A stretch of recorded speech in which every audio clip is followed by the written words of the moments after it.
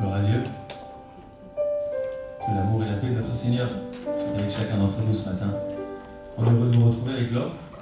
Après ces quelques semaines, on a la joie aussi d'avoir Jean, Reine, les enfants, Mathis et Joyce. Ça fait plaisir. Et ce matin, ensemble, on veut élever nos voix pour proclamer la grandeur de notre Dieu. On veut accueillir le roi des rois dans nos cœurs, on veut l'accueillir dans ce lieu. Et ce verset porte, élevez vos linteaux, élevez-vous porte éternelle, que le roi de gloire fasse son entrée. Qui est ce roi de gloire? C'est l'Éternel fort et puissant, l'Éternel puissant dans les combats. Alors ouvrons grand nos portes au Seigneur ce matin, laissons jaillir notre joie. On est reconnaissant pour tout ce qu'il a fait. On va chanter Hosanna, Hosanna au fils de David. Béni soit celui qui vient au nom du Seigneur. Hosanna dans les lieux très hauts.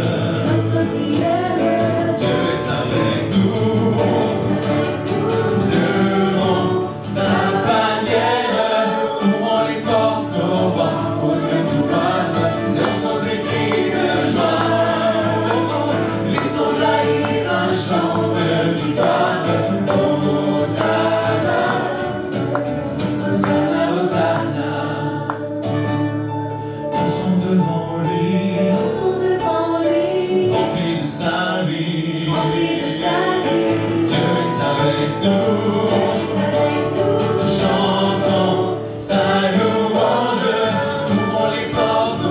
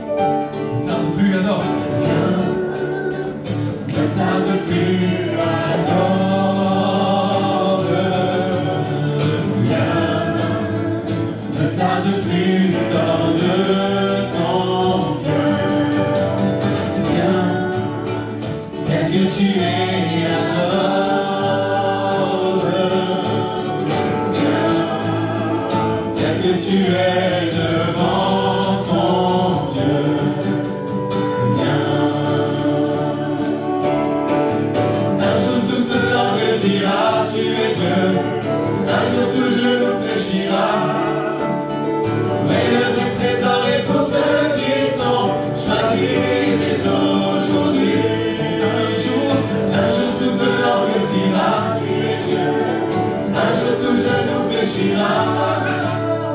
Mais le vrai trésor est pour ceux qui t'ont choisi dès aujourd'hui. Viens, ne tarde plus, adore. Viens, ne tarde plus, donne ton cœur. Viens, tel que tu es.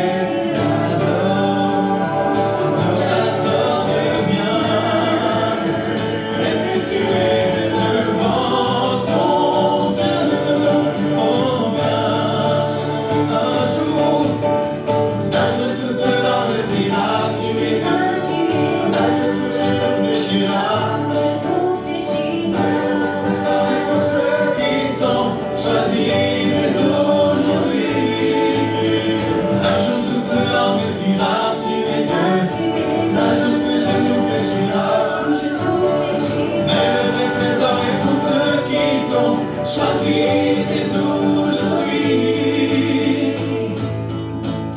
On vient, ne tarde plus, adore. Viens, ne tarde plus, donne ton cœur. Viens, tel que tu es, adore. Viens, tel que tu es devant ton Dieu, oh viens.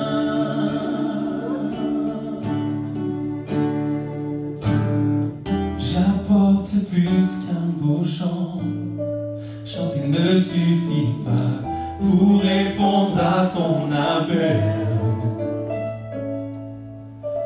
Les apparences sont trompeuses, tu vois bien au-delà. Oh Dieu, tu sondes mon cœur. Je reviens au cœur de la louange. Tout est centré sur toi, centré sur toi, Jésus. Et je renonce à tous les faux semblants pour tout centrer sur toi. Centré sur toi, Jésus, roi d'éternité. Roi d'éternité, qui veut exprimer ce dont tu es dit. Et que faible et beau, je te donne pour toute ma vie. J'apporte plus qu'un beau chant, chanter ne suffit pas pour répondre à ton appel. Les apparences sont trompeuses, tu vois bien au-delà. Oh Dieu, tu sondes mon cœur. Je reviens au cœur de la louange, tout est centré sur toi. Centré sur toi, Jésus. Oui, je renonce à tous mes faux semblants pour tout centrer sur toi. Centré sur toi, Jésus. Centré sur toi, tout centré sur toi. Tout centré sur toi, Jésus. Centré sur toi. Centré sur toi, centré sur toi, centré sur toi, gloire, centré sur toi, centré sur toi, Jésus, centré sur toi, centré sur toi, gloire, gloire.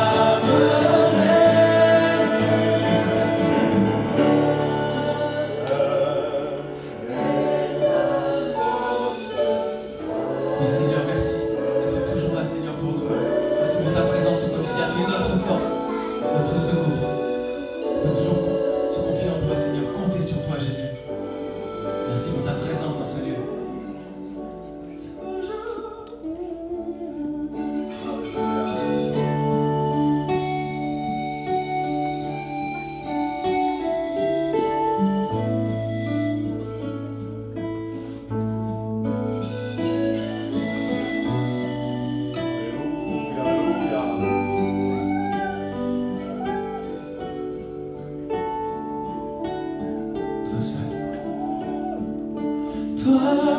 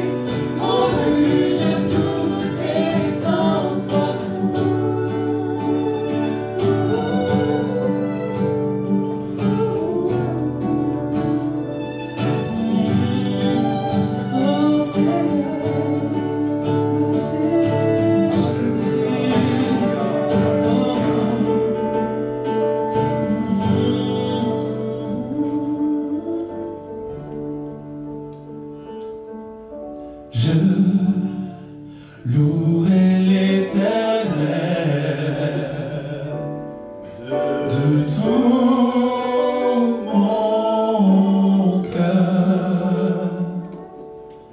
Je raconterai toutes tes merveilles, je chanterai ton nom.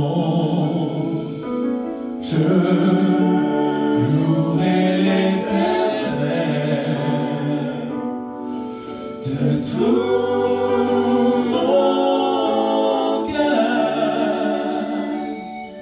Je ferai de toi le sujet de ma joie. Alléluia. Je te louerai, je louerai l'Éternel de tout mon cœur. Je raconterai toutes tes merveilles, je chanterai ton nom. Je louerai l'Éternel de tout mon cœur. Je ferai de toi le sujet de ma joie. Alléluia, alléluia, oui, alléluia, alléluia.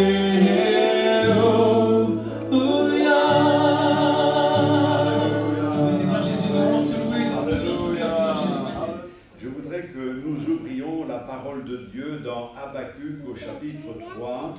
Et nous allons faire la lecture dans ce chapitre 3.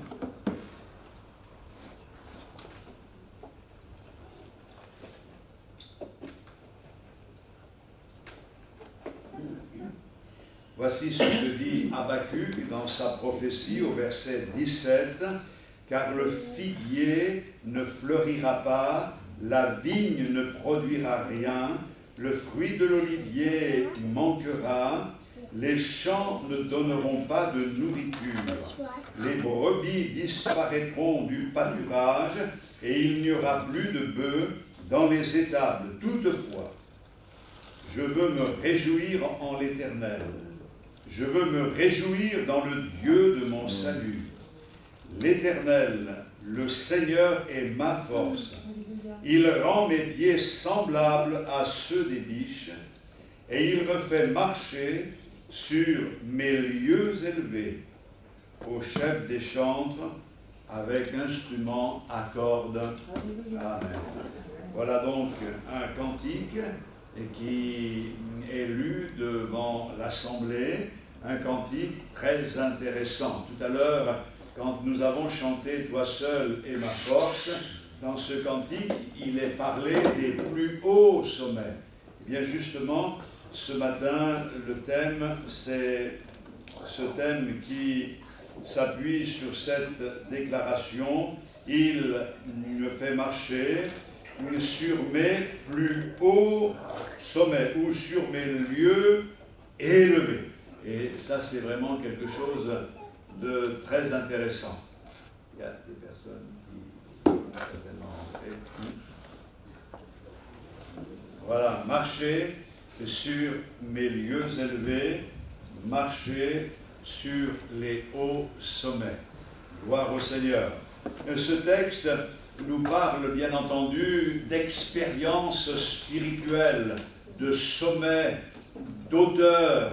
Et avec Dieu, nous savons que nous pouvons prendre de la hauteur. Et nous avons besoin, dans ces temps confus, de prendre de la hauteur. Pourtant, quand nous lisons les versets qui précèdent cette phrase, nous voyons que les perspectives ne sont pas forcément celles que le peuple souhaitait, attendait. Le figuier ne fleurira pas, la vigne ne produira rien, le fruit de l'olivier manquera, etc., etc.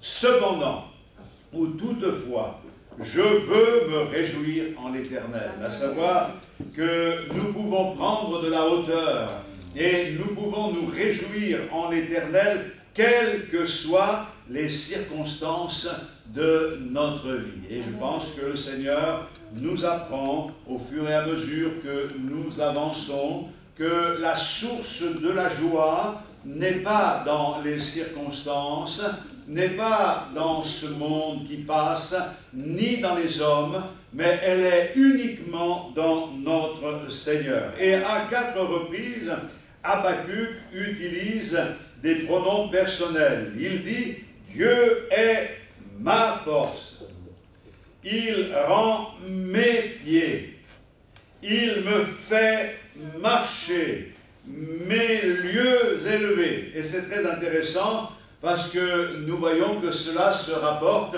à notre expérience personnelle. Voyez-vous, il y a une grande différence entre dire « cette voiture est belle » et de dire « c'est ma voiture ».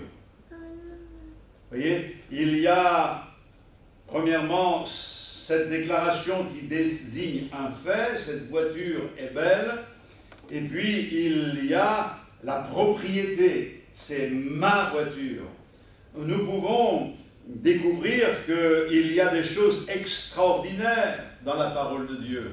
Et le Seigneur nous fait des promesses extraordinaires dans sa parole. Mais il y a une différence entre les promesses que Dieu nous fait et le fait de s'emparer des promesses de Dieu. Vivre les promesses de Dieu. Expérimenter les promesses de Dieu. Le Seigneur veut nous rendre capables d'expérimenter les grâces qu'il met à notre disposition. Nous ne voulons pas simplement nous contenter, frères et sœurs, de connaître les choses qui concernent le royaume de Dieu. Nous voulons y entrer par la foi, nous voulons les saisir, nous voulons nous en approprier, nous voulons les vivre, nous voulons vraiment expérimenter quelque chose de grand pour la gloire de notre Seigneur. Mais que veut dire lieu élevé? Quels sont les lieux élevés? Dieu l'amène sur des hauts lieux spirituels, quelles que soient les circonstances qu'il rencontre, et même si la situation au sein du peuple de Dieu est difficile, Dieu l'amène plus haut. Un jour, le Seigneur a dit à Moïse, « Monte sur la montagne ». Il est monté avec les anciens, et quand il est arrivé à un certain niveau, il dit, laisse les anciens, et toi, monte plus haut. Et j'aime beaucoup ce texte de l'Écriture, parce que ce n'est pas tout de monter, mais c'est de savoir qu'à un moment donné, le Seigneur nous demandera toujours de monter plus haut. Et je crois qu'il faut que ce matin, nous soyons disposés à monter plus haut. Quels sont les lieux élevés que Dieu nous réserve personnellement? Notons premièrement le pluriel. Il me fait marcher sur mes lieux élevés. Il n'y en a pas qu'un. Il y en a plusieurs. Ça, c'est important et nous allons en voir quelques-uns. Premièrement, il y a le lieu élevé de la communion avec Dieu. C'est une expérience extraordinaire. Nous nous souvenons qu'à cause de notre péché, nous avons été éloignés de la présence de Dieu. Nous étions privés de cette entrée dans la présence de Dieu. Mais un jour, Dieu a ôté la pierre qui nous séparait de lui. Ce jour-là, Dieu a ouvert le trésor de son ciel et il nous a donné et mis en nous son Fils unique qui a fait sa demeure dans notre cœur. Il nous a communiqué son précieux Esprit Saint et nous avons pu confesser que Jésus est le Christ, le Fils du Dieu vivant. Nous avons reçu cette onction et pour certains, certainement, nous avons été baptisés dans le Saint-Esprit. Ce jour où nous avons expérimenté la grâce de Dieu, les anges dans le ciel se sont réjouis, ils ont chanté, car la Bible nous dit qu'il y a plus de joie dans le ciel pour un pécheur qui se repent que pour 99 justes qui n'ont pas besoin de repentance. Le ciel a chanté le jour où nous avons été mis en contact avec notre Seigneur. Personnellement, je ne peux pas oublier ce moment où la communion avec Dieu a été établie. Je me souviens, j'étais jeune, très jeune, mais cette communion avec Dieu, elle s'est réalisée de manière extraordinaire. Lorsque on est dans la présence de Dieu, une joie inonde notre cœur, la paix remplit notre âme, la conviction que le fardeau de nos péchés est enlevé, cette légèreté qui fait qu'on a l'impression de voler, de connaître l'amour de Dieu. Il n'est plus pour nous ce juge qui condamne, il est ce sauveur qui sauve et qui délivre. C'est vraiment quelque chose de magnifique de vivre cela. À Dieu soit toute la gloire. Vous savez, d'expérimenter ça, c'est quelque chose de magnifique. Je vous encourage, et pour ceux qui n'ont pas fait cette expérience, à la faire. Quel beau jour que le jour de notre rencontre avec le Seigneur. C'est un lieu élevé de Dieu. Mais depuis, il y a eu de nombreux lieux élevés. Ce n'est pas simplement le jour où nous rencontrons le Seigneur, mais le Seigneur nous invite à cette communion avec lui. Vous vous souvenez des disciples d'Emmaüs, quand ils revenaient, ils étaient déçus, et puis ils rencontrent un inconnu, ils parlent avec lui, et ils parlent, ils ne reconnaissent pas que c'est le Seigneur, mais ils sont dans la présence du Seigneur, et au moment où ils vont manger un morceau, au moment où ils vont rompre le pain, bien, il y a leurs yeux qui s'ouvrent. Ils réalisent que celui qui a marché toute la journée avec eux, c'est Jésus. Mais c'est à ce moment-là que le Seigneur disparaît. Et que disent-ils? Notre cœur ne brûlait-il pas au-dedans de nous lorsque cet homme nous parlait en chemin? Et je crois qu'il y a des moments dans notre vie chrétienne où notre cœur s'enflamme, notre cœur brûle au-dedans de nous. Nous réalisons que c'est surnaturel, qu'il y a quelque chose qui est en train de se passer. C'est magnifique de pouvoir expérimenter la grâce de Dieu. Quelle grâce! Il nous fait marcher sur ces lieux élevés, ces magnifiques lieux élevés de la communion personnelle avec Dieu. Mais, mes frères et sœurs, nous devons toujours être vigilants pour ne pas perdre le premier amour. Je vous pose une question.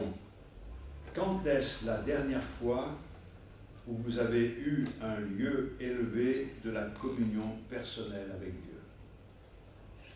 Ne répondez pas. J'espère que ce matin, vous êtes en train de vous élever à la présence du Seigneur avec ces chants qui nous invitent justement à connaître cette expérience magnifique. Mais reconnaissons que quelquefois il y a de la négligence et que nous avons du temps pour beaucoup de choses, mais que nous négligeons cette recherche de la présence de Dieu.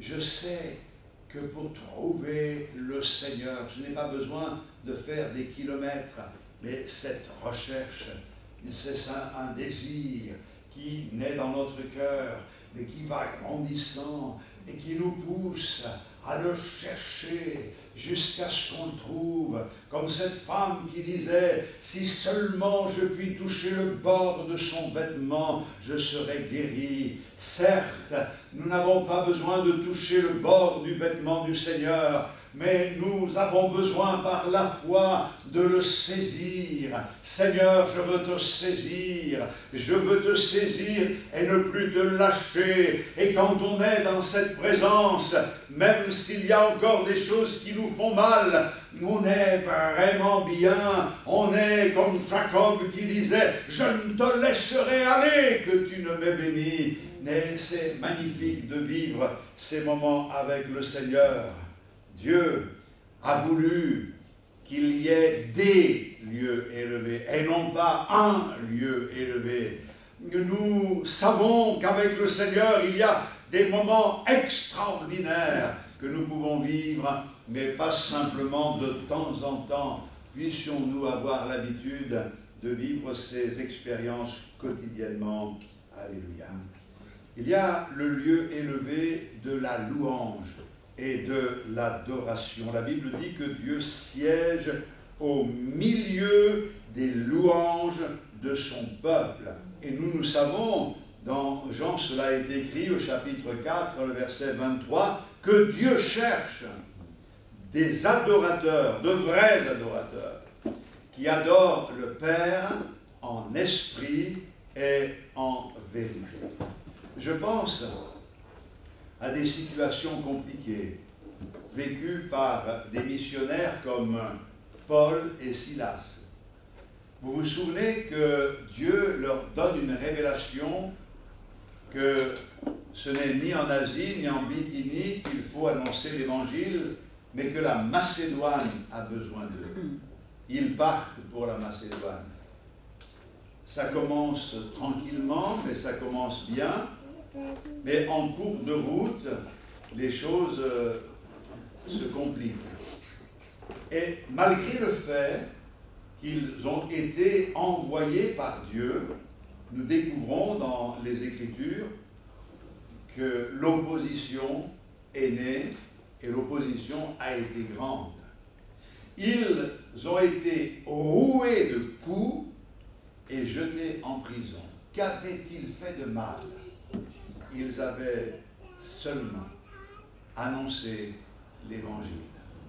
Mais il y a quelque chose qui m'émerveille dans ce texte, parce qu'ils étaient avec des plaies vives, puisqu'ils ont eu besoin d'être soignés par la suite. Personne ne s'occupait d'eux, personne ne les soignait, mais au milieu de la nuit, dans cette prison, du fond d'une cellule, des chants de louange s'élevaient jusqu'à Dieu. Ils étaient dans la présence du Seigneur. Ils s'élevaient sur les hauteurs de la louange et de l'adoration. Et leur chant, leur louange monte.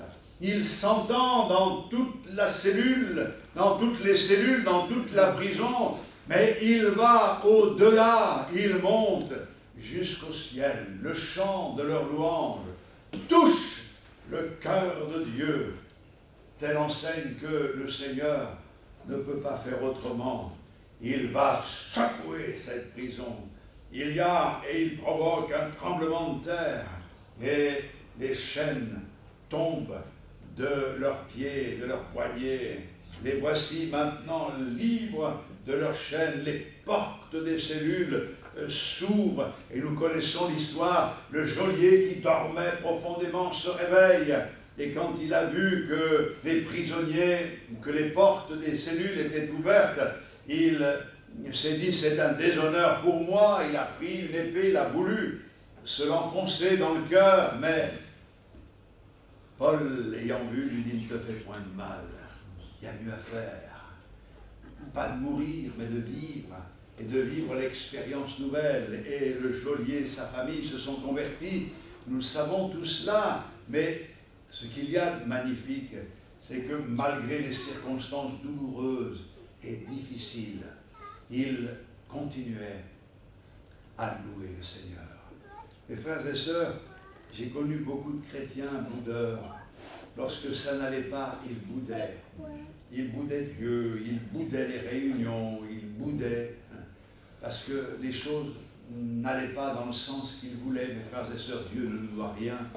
Et il n'a jamais dit que les choses seraient simples, mais il a dit qu'en toutes circonstances, rien ne pourrait nous empêcher de nous élever sur les hauteurs de la louange et de l'adoration. On parlait, on a reçu des Italiens sur le camp cette semaine, et on parlait des premiers temps de ce réveil qu'il y a eu en Sicile, là où ma grand-mère a été la première à se convertir dans ce village.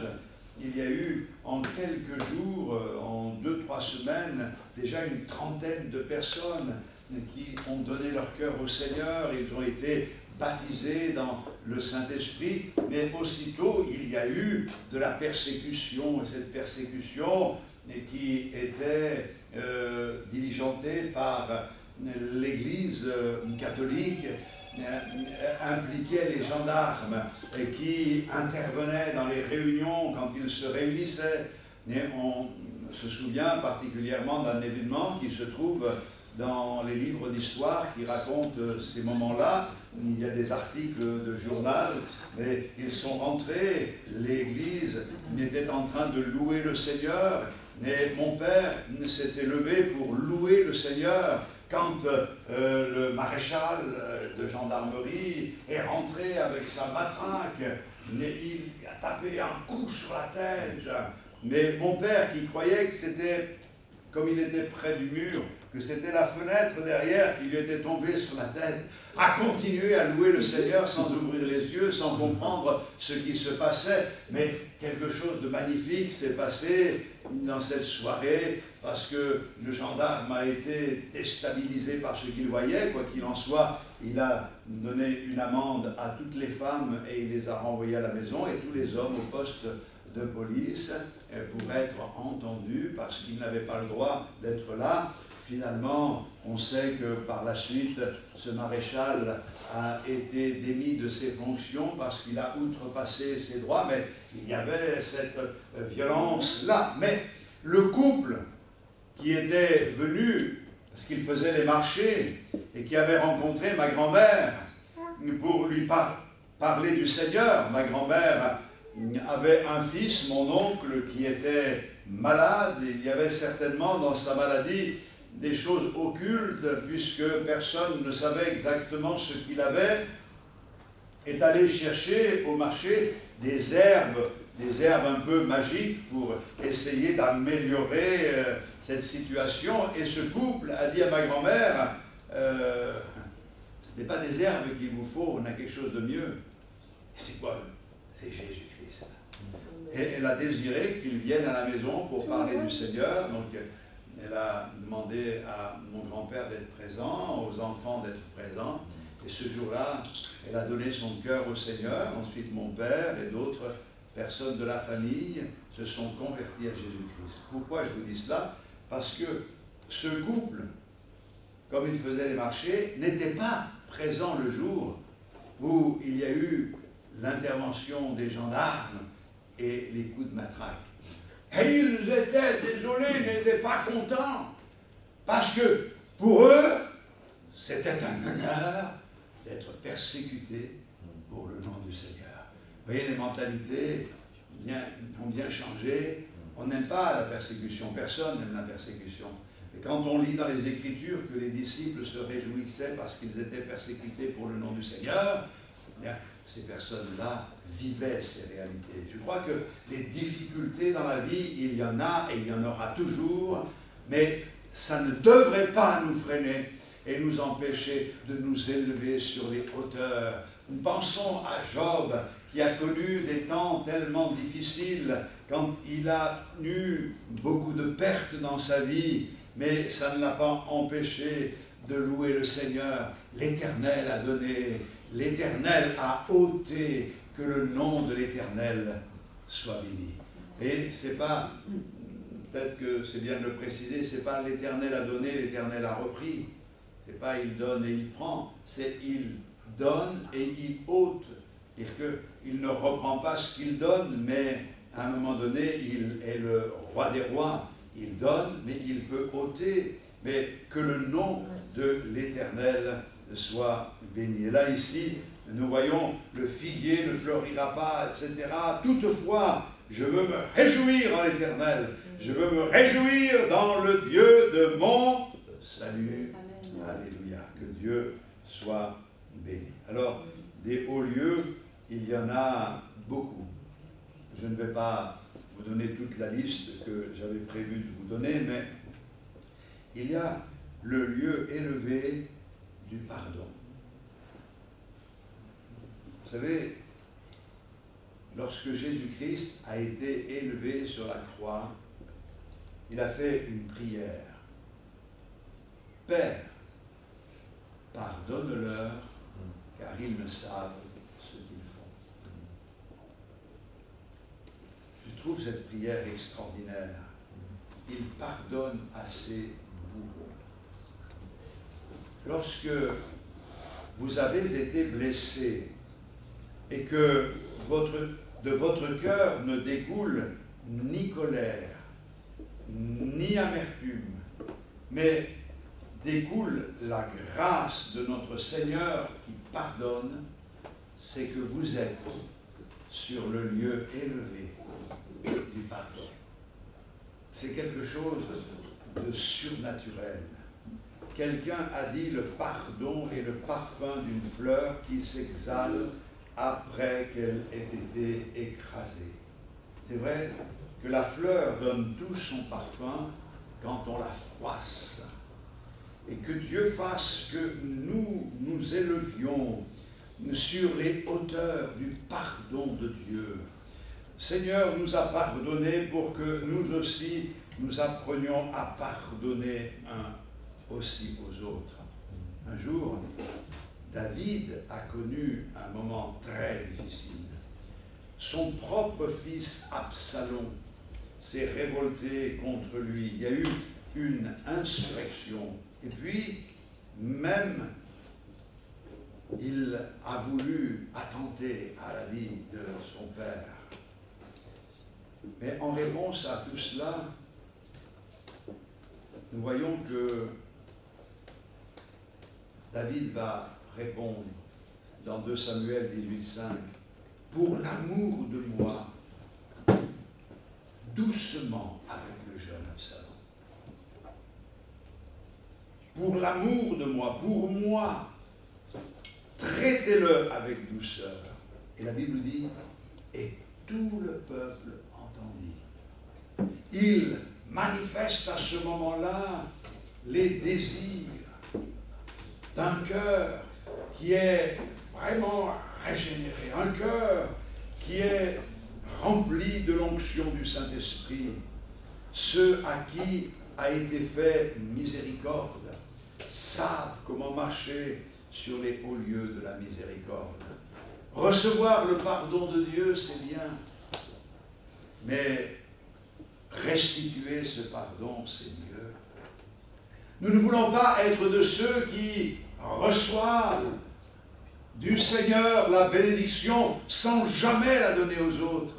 Vous la gardez égoïstement, vous restez sur les vallées, marchant dans les lieux les plus bas. Mais si vous laissez l'amour de Dieu vous transformer, alors vous prenez de la hauteur. Et lorsque il vous arrive une difficulté, lorsque quelqu'un vous fait du mal, lorsque quelqu'un vous fait du tort, lorsque quelqu'un se déchaîne contre vous, eh bien déjà dans votre cœur, il y a quelque chose qui coule, quelque chose de doux qui n'a rien à voir avec l'amertume, la colère, et même si au départ il peut y avoir une amorce, nous nous ressaisissons, il y a le pardon et on peut pardonner à ceux qui nous ont fait vraiment du tort, que Dieu les bénisse abondamment. Satan est l'accusateur des frères. Puissions-nous ne jamais être du côté de Satan, mais puissions-nous être du côté du Seigneur qui lui sait pardonner. Je crois que le Seigneur nous a remis une dette qui ne peut pas être estimée tellement elle est grande. Et si quelqu'un nous fait du tort, on peut estimer le préjudice. Ce n'est pas grand-chose par rapport à la grâce qui nous a été faite.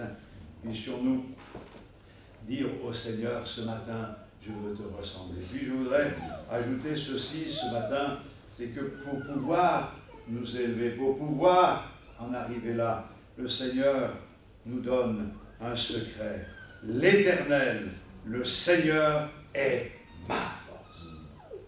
C'est vrai que c'est lui notre force. Par nous-mêmes, nous ne pouvons pas. Mais lui, en nous, la chose devient possible. Et il est dit ici, il rend mes pieds semblables à ceux des biches. Il y a une image extraordinaire quand on pense à la biche, à sa légèreté. Quand il y a des obstacles, vous la voyez sauter comme s'il n'y avait pas d'obstacle, avec une facilité incroyable. Elle est capable de gravir des hauteurs en sautant. C'est extraordinaire. Pouvoir expérimenter le fait que Dieu rend nos pieds semblables à ceux des biches. Il est notre force et il nous donne cette légèreté pour pouvoir dépasser les circonstances. Mes frères et sœurs, il n'est pas dit qu'il nous donne des pieds de biche. Il est dit qu'il rend mes pieds semblables à ceux des biches. Et la nuance vient du fait que cela implique notre collaboration. Pour qu'il en soit ainsi, il faut que je le veuille. Et parce que le Seigneur agit dans ma vie, alors toute montagne peut nous paraître moins impressionnante. Parce que le Seigneur est avec nous. Nous, si nous devons gravir des hauteurs, eh bien, ce n'est pas facile. Hein? Si vous venez à l'Égoile, eh bien, vous vous apercevez que là-bas, ça monte. C'est vrai que ça descend, mais ça monte. Et quand il fait chaud, surtout, si vous devez monter à pied, eh bien, vous vous apercevez que ce n'est pas simple. On aimerait quelquefois que la route eh bien, se mette à l'horizontale, que ça commence à descendre, parce qu'on commence à avoir mal dans les jambes. C'est difficile, mais rendez-vous compte que le Seigneur, alors que vous êtes en train de monter, il vous semble que c'est vraiment difficile, vous avez du mal, il rend vos pieds semblables à ceux des biches.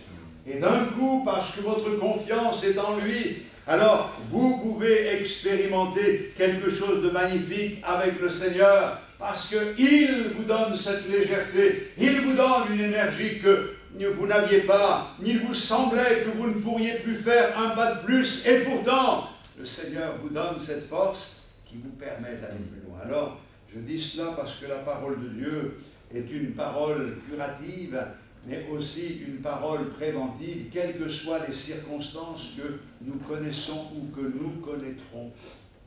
Nous devons nous souvenir que l'Éternel est notre force. Nous devons ne jamais oublier qu'il accomplit ce miracle de rendre nos pieds comme les pieds des biches. Habakkuk n'a pas une perspective devant lui simple et facile, mais toutefois, il se réjouit dans l'Éternel. Est-ce que ce matin, nous pourrions nous élever sur les hauteurs, en prenant la Sainte Seine, que nous puissions vraiment expérimenter quelque chose de nouveau avec le Seigneur. Puissions-nous monter dans cette communion, dans cette intimité avec le Seigneur, et que la grâce de Dieu agisse dans nos vies pour nous renouveler dans la joie. Et si tu es face à des difficultés, à des obstacles, sache que le Seigneur ne t'abandonnera pas. Il n'a pas dit qu'il nous abandonnerait. Écoutez bien, je termine par là, c'est que le Seigneur ne nous demande pas de nous engager sur des voies sans qu'il n'ait prévu les ressources nécessaires pour que nous allions jusqu'au bout. Et le Seigneur n'est pas pris au dépourvu, il sait. On l'a entendu souvent pendant ce camp à l'Égoile, mais ce qui est d'extraordinaire, c'est que le Seigneur fait son œuvre avec nous, des gens imparfaits. Et quand le Seigneur vous a appelé, il savait que vous étiez imparfait. Eh oui. Et c'est avec nous qu'il fait son œuvre. Faisons-lui confiance. Plaçons notre main dans la sienne et laissons le Seigneur agir dans nos vies. Qu'à lui soit toute la gloire. Alléluia. Seigneur, je ne veux pas ne pas te louer ce matin. Je veux te louer de tout mon cœur. Et je te remercie pour l'œuvre que tu as accomplie sur la croix qui me permet de pouvoir entrer dans ta présence, d'entrer dans les parvis célestes. Nous nous élevons tous ensemble ce matin jusqu'à toi. Et même si nous savons que toi, tu viens jusqu'à nous, il y a cette correspondance. Tu viens jusqu'à nous et nous venons jusqu'à toi. Nous sommes assis dans les lieux célestes en Jésus-Christ. C'est la position élevée que tu nous as accordée, une position de victoire, une position de triomphe. Alors ce matin, encourage les tiens et donne-leur de vivre quelque chose de glorieux avec toi. Nous voulons prendre la Sainte Seine en nous souvenant que toi, tu as accepté de marcher sur ce lieu élevé. Tu es allé jusqu'à Golgotha, donner ta vie. Mais Seigneur, même si tu es descendu dans la tombe, le troisième jour tu es ressuscité et tu as été élevé dans la gloire. Et pour nous élever jusqu'à toi, la victoire a été remportée. Sois loué ce matin, que nos cœurs se remplissent de ton amour et que nous trouvions en toi les ressources nécessaires pour avancer, pour pardonner et pour faire l'œuvre qui est la tienne en accordant la miséricorde à ceux qui nous entourent. Nous te le demandons dans le nom de Jésus, notre glorieux Sauveur. Amen. Alléluia. Gloire à Dieu. Gloire à Dieu. Tu es magnifique, Seigneur. Si la lune me glace et le soleil menace, Créateur des étoiles, mon secours est en toi. Si mes larmes ruissellent et que mon pas chancelle, Créateur de la terre, mon secours est en toi.